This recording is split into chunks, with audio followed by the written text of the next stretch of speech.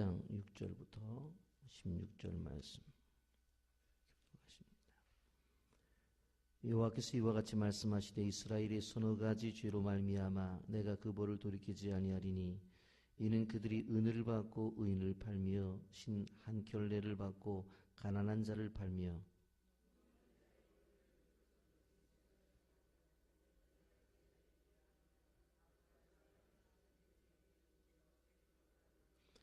모든 제단 옆에서 전당 잡은 옷 위에 누우며 그들의 신전에서 벌금으로 얻은 포도주를 마심이니라.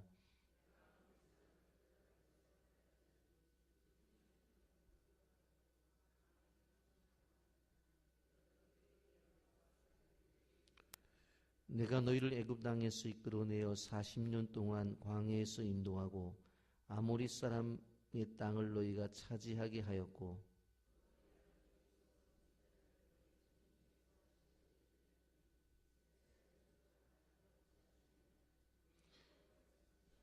그러나 너희가 나실 사람으로 포도주를 마시게 하며 또 선지자에게 명령하여 예언하지 말라 하였느니라.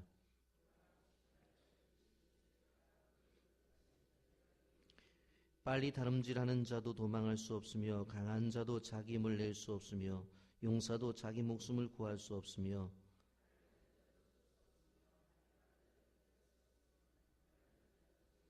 함께 봅니다. 용사 가운데 그 마음이 굳센 자도 그날에는 별 걷고 도망하리라. 여호와의 말씀이라. 아멘. 드고아의 목자 아모스는 1장과 2장에서 여섯 나라에 대한 심판의 메시지를 증거했습니다. 그리고 남방 유다와 북방 이스라엘에 대한 그러한 잘못됨에 대해서 증거를 하게 될 때에 이 음성을 듣고 다 그들이 하나님 앞으로 돌아와야 됨에도 불구하고 그러지 않았습니다. 생각해보면 이방 여섯 나라에 대해서 메시지를 증거할 때에 그들은 듣지 않았을 것입니다. 왜냐하면 아모스가 누구인지도 모르고 그리고 그들에게 증거되어지는 이 메시지가 자신들이 꼭 지켜야 될 것이라고 하는 생각을 가질 수 없었을 것입니다. 왜냐하면 이방 사람들이 늘 생활하는 생활 양식이 바로 아모스 선지자가 지적하는 죄목이었기 때문에 그렇습니다. 그렇기 때문에 궁극적으로 여섯 나라를 향해서 지적하고 있는 메시지도 그 이방을 향한 메시지라기보다는 북방 이스라엘과 남방 유다를 향해서 전한 메시지라고 볼 수가 있습니다. 이방 사람들이 이렇게 살아가고 있는데 이러면 멸망을 당한다. 그런데 그 이방 사람들이 살아가는 그 모습이 너희들 속에도 있다. 그렇기 때문에 이방 나라가 이렇게 해서 멸망을 당하게 되어지는데 너희들 속에도 이러한 죄됨이 있기 때문에 이러한 너희도 멸망을 당할 것이다 라고 하는 그 배경이 바로 이방 나라를 향해서 전한 메시지였다고 그리고 남방 유다와 북방 이스라엘을 향한 메시지였다고 볼 수가 있습니다. 그런데 북방 이스라엘이 가지고 있었던 죄가 도대체 어떤 죄냐? 2장 6절부터 16절까지는 바로 이스라엘 백성들이 저지른 일반적인 죄에 대해서 이야기하는 것이고 3장 이하에서는 좀 더 세밀하게 자세히 이야기를 하고 있는 것을 보게 됩니다. 다시 한번 말씀을 드리지만 지금 아모스 선지자가 전하고 있는 바로 이 메시지는 어제는 우리가 바로 2장 4절과 5절을 통해서 남방 유다에 대한 죄에 대해서 이야기를 했고 오늘은 북방 이스라엘에 대한 죄목을 이제 이야기를 하는데 이들이 하나님을 믿지 않는 사람들이 아니라고 하는 겁니다. 하나님을 믿는 믿음의 사람들임에도 불구하고 이러한 죄를 저질렀다고 하는 것입니다. 몇 가지 죄목이 나오는데, 첫째, 타락한 재판관들이 가난한 자들을 학대하는 모습이 6절에 나옵니다. 6절, 여호와께서 이와 같이 말씀하시되 이스라엘의 서너 가지 죄로 말미암아 내가 그 벌을 돌이키지 아니하리니 이는 그들이 은을 받고 의인을 팔며 신 한 켤레를 받고 가난한 자를 팔며라고 말씀을 합니다. 은을 받으려고 의인을 팔아 버린다. 신발 한 켤레를 얻으려고 궁핍한 자를 팔았다는 이야기입니다. 그러니까 돈, 이것을 받으려고 그 정직하고 의롭게 사는 사람들을 내팽개치고 오히려 가난한 사람들에게 신발을 사줘야 됨에도 불구하고 자기가 신발 한 켤레를 얻으려고 궁핍한 자를 팔았다라고 그렇게 이야기하는 것을 보게 됩니다.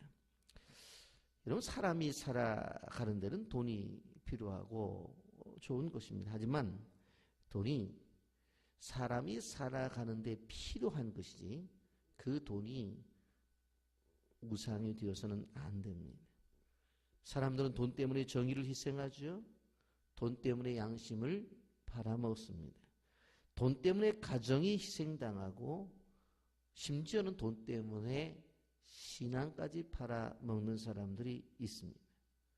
돈 때문에 친구를 배신하고 돈 때문에 인간의 생명조차도 귀하게 여기지 아니하는 것, 이런 것들이 북방 이스라엘에게 있었는데 하나님이 미워하신 것이라고 하는 것입니다.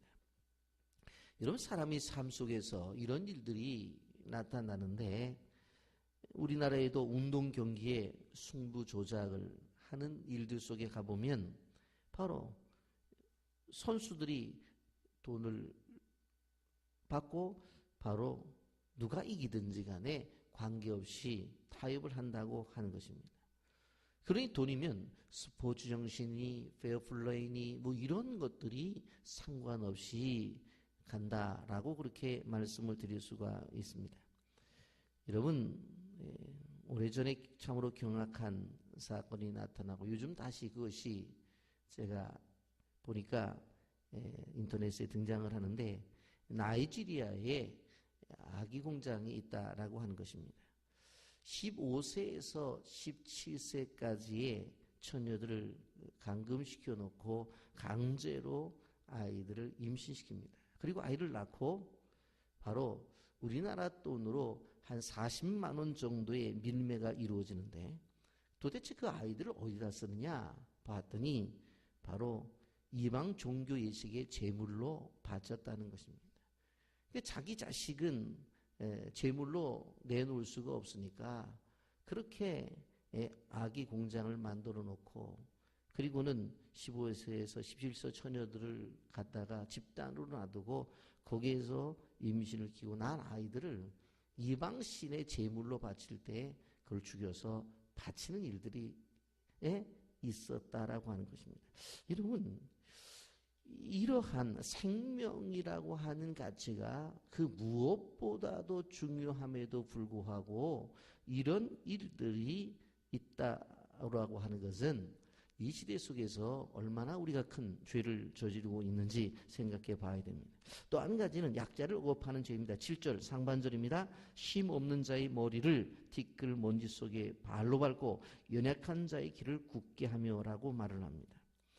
구약성경 헬라어 번역본인 70인역에는 가난한 자의 머리를 밟는다라고 그렇게 번역이 되어 있고 NIV 성경에도 분명히 그렇게 표현을 하고 있습니다. 하나님의 백성은 약한 자 편에 서야 되고 약자를 바로 위에 서야 됩니다. 약자를 억압하는 것은 하나님이 원하시는 것이 아닙니다.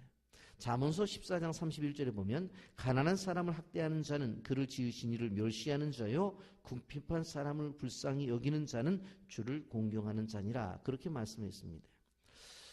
어떤 삶을 살아가면서 가난이 있습니다. 그것이 어떠한 이유에서 왔든지 간에 그 가난이 찾아왔는데 그 사람도 하나님이 만드신 존재라는 거예요. 그런데 그 가난한 자를 멸시하게 되어지면 결국 그를 만든 하나님을 멸시하는 것이다. 그렇게 말씀을 하고 있습니다. 그런데 하나님을 믿는다고 하는 사람들이 이 가난한 사람들을 무시해요. 어휴, 저거 돈도 없고 배우지도 못하고 어떻게 인생을 저렇게 살아? 그렇게 해서는 안 된다라고 하는 것입니다. 세 번째로 성적인 부패의 죄입니다. 7절 하반절입니다. 아버지와 아들이 한 젊은 여인에게 다녀서 내 거룩한 이름을 더럽히며 라고 말을 했어요. 정말 이거는 우리가 이런 일이 어떻게 있을 수가 있느냐, 말하기도 부끄럽지만 바로 북방 이스라엘 사람들이 이런 죄를 지었다는 거예요. 한 젊은 여인이 있었어요. 그런데 그 장기에게 아버지도 다녀오고 그 아들도 다녀왔다라고 하는 것입니다. 이런 일들이 하나님을 믿는 백성들 속에서 바로 일어났다는 이야기입니다. 그 다음에 예배를 더럽힌 죄입니다. 8절에 보면 뭐라고 말해요? 정말 모든 사람이 제단 옆에서 전당 잡은 옷 위에 누우며 그들의 신전에서 벌금으로 얻은 포도주를 마심이라 그랬어요. 여러분, 전당을 잡는다고 하는 그 부분도 잘못된 것입니다만은 지금 전당 잡은 옷을 가지고 그걸 돌려줘야 되는데 뭐라고 말을 해요? 여기에 보면 예배를 드린다고 그것을 가지고 와가지고 어떻게 해요? 그 제단 옆에서 그걸 깔고 자요. 여러분, 성경에 뭐라고 말씀하고 있어요? 바로 이런 일이 있으면 저녁이 되어 돈을 돌려받지 못하더라도 그걸 갖다 주라고 그랬어요. 왜냐하면 가난한 사람들에게는 그 옷이 이불과 마찬가지인데, 그러면 그것을 가지고 왔으면 그날 밤에 그 사람은 어떻게 자겠느냐는 거예요. 그런데 오히려 예배를 드린다고 와서 더 여기 보면 모든 제단 옆에서 전당 잡은 옷 위에 누우며 그렇게 말하고 있어요. 그러니까 그곳에서 잠을 자는 거예요. 그러니 여기 보면 아무리 돈을 못 받아도 사람을 얼어 죽게 하는 것보다 돈 못 받는 것이 더 낫다. 그런데 북방 이스라엘 사람들이 이런 죄를 지었다라고 하는 겁니다. 그 다음에 감사치 않은 죄가 나옵니다. 여기에 보면 9장 10절 바온 망득의 죄죠. 내가 아모리 사람들을 그들 앞에서 멸하였나니 그 키는 백향목 높이와 같고 강하기는 상수리 나무와 같으나 내가 그 위에 열매와 그 아래 뿌리를 진멸하였느니라. 내가 너희를 애굽에서 이끌어내어 40년 동안 광야에서 인도하고 아모리 사람의 땅을 너희가 차지하게 하였고, 그렇게 말하죠. 여기에 보면 무슨 이야기를 말씀하고 있어요? 9절에 내가 아모리 사람을 그들 앞에서 멸하였나니 그 키는 백향목 높이와 같고 강하기는 상수리 나무 같으니 내가 그 위에 열매와 그 아래 뿌리를 진멸하였다. 가나안에 들어가게 되어질 때에 이렇게 강력한 족속들이 살고 있었어요. 그런데 이렇게 어떻게 했어요? 키가 백향목같이 높은 그렇게 키가 큰 장대한 사람들도 누가? 내가 멸했다. 그렇게 말을 하고 있고, 여기에 보면 상수리 나무같이 강한 그러한 사람들도 뿌리채 뽑아버렸다. 누가? 내가 했다는 거예요. 하나님이 하셨다는 거예요. 하나님의 은혜잖아요. 그 다음에 10절에 세 가지가 나옵니다. 내가 너희를 애굽에서 이끌어내어 그랬어요. 애굽에서 출애굽을 시킨 게 누가인가요? 내가 했다는 거예요.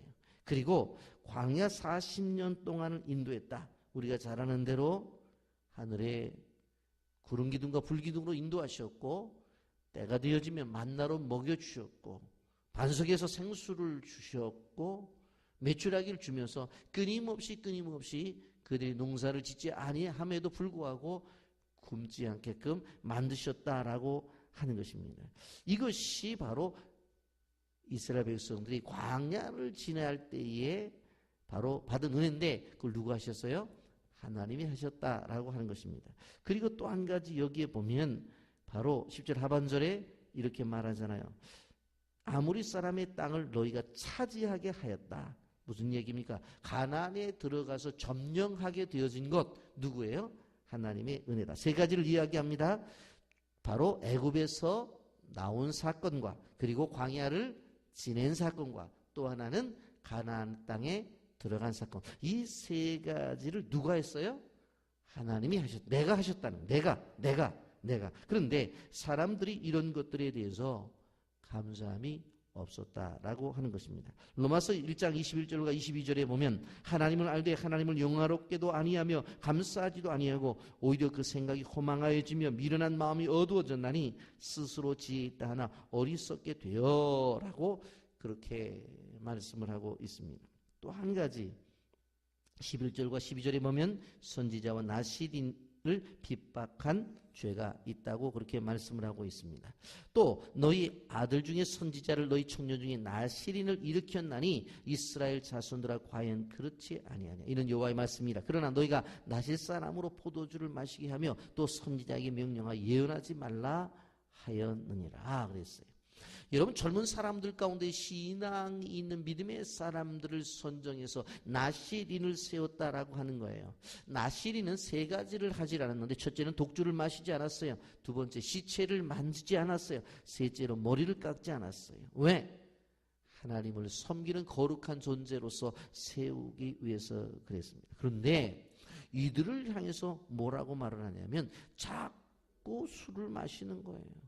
하나님이 거룩을 위해서 거룩한 땅과 거룩한 공동체를 만들기 위해서 나시린을 만들었는데 그 사람들을 향해서 한잔하지 하면서 자꾸 술을 마시는 거예요. 그리고 선지자에게 명령하지 말라는 거예요. 예언하지 말라는 것입니다. 여러분 듣기 싫은 설교하지 말라는 거예요. 그런 이야기 하지 말라는 거예요. 제가 계절에서 이제 목회를 하는 상황 속에서 그때 당시만 하더라도 우리나라에 이 강단마다 소위 말하는 강해 설교라고 하는 것들이 주류를 이루고 있었어요.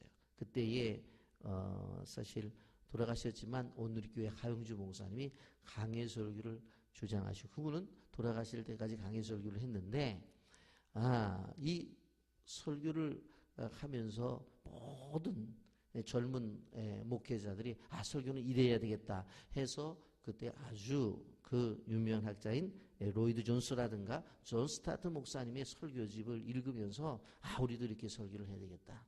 그냥 그렇게 이야기하면서 성경 본문을 하나 잡으면 그 속에서 뭐 오른쪽으로도 보고 왼쪽으로도 보고 뭐 위에도 보고 밑으로도 보고 해서 그걸 진리를 찾아야 된다고 그러면서 설교 준비를 하며 목회를 하고 있었어요. 저도 그 흐름에 따라서 그렇게 하고 있었는데 사실 목회자가 성경 한 구절을 가지고 여러 번 설교를 한다는 게 쉬운 게 아니에요. 정말 많은 묵상이 필요한데 저도 그때 이제 그 설교를 하면서 본문 하나를 가지고 뭐 이리도 보고 저리도 보고 막 보는데 어떤 집사님이 오셔서 저한테 그러더라고요. 목사님 신구약 성경이 이렇게 두꺼운데 할 말이 그렇게 없어서 그 한 절을 가지고 한 달을 하냐고.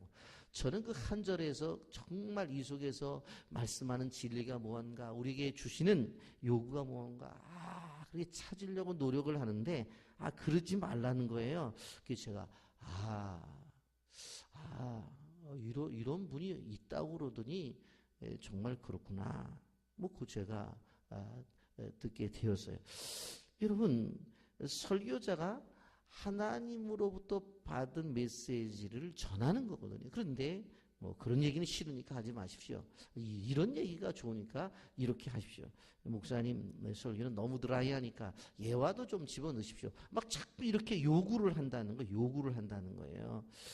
그러면 안 되는 거예요. 그런데 오늘 여기서 보면 또 7장 12절부터 13절에 보면 이런 말씀이 나옵니다. 아마샤가 또 아모스에게 이르되 선견자여 너는 유다 땅으로 도망하여 가서 거기에서 떡이나 먹으며 거기에서 예언하고 다시는 베델에서 예언하지 말라. 이는 왕의 성소요 나라의 궁궐이니라 그랬어요.